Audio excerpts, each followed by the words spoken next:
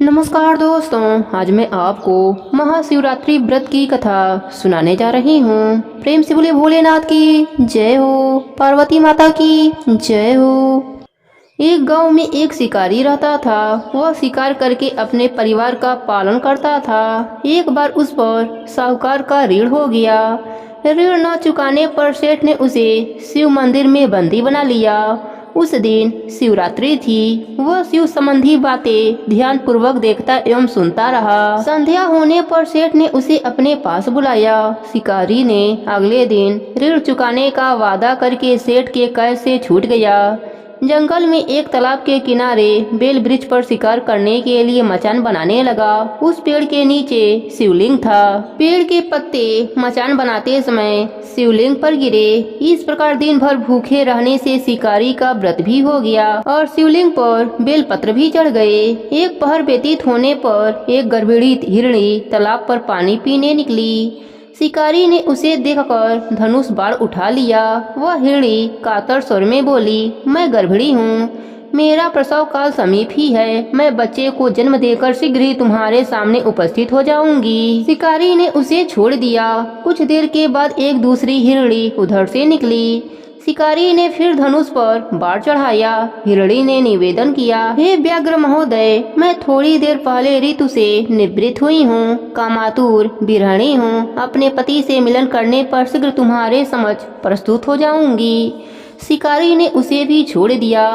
रात्रि के अंतिम पहर में एक मृगी अपने बच्चों के साथ उधर से निकली। शिकारी ने शिकार हेतु धनुष पर बाण चढ़ाया। वह तीर छोड़ने ही वाला था कि वह मृगी बोली, मैं इन बच्चों को इनके पिता के पास छोड़ आऊं, तब मुझे मार डालना। मैं आपके बच्चों के नाम पर दया की भीख मांगती हूँ।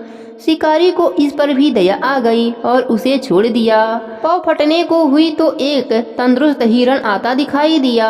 शिकारी उसका शिकार करने के लिए उद्यत हो गया। हिरण बोला, व्याघ्र महोदय, यदि तुमने इससे पहले 3 मृगियों तथा उसके बच्चों को मार दिया हो तो मुझे भी मार दीजिए, ताकि मुझे उनका वियोग न सहना पड़े। मैं उन तीनों का पति हूँ। यदि तुमने उन्हें जीवन दान दिया हो तो मुझ पर भी कुछ समय के लिए कृपा करें। मैं उनसे मिलकर तुम्हारे सामने आत्मसमर्पण कर दूंगा। मृग की बात सुनकर रात की सारी घटनाएं उसके दिमाग में घूम गई। उसने मृग को सारी बातें बता दी। उपवास, रात्रि जागरण तथा शिवलिंग पर बेलपत्र चढ़ने से उसमें भागवत भक्ति का जागरण हो गया। उसने मृग को भी छोड़ दिया। भगवान शिव शंकर की अनुकंपा से उसका हृदय मांगलिक भावों से भर गया।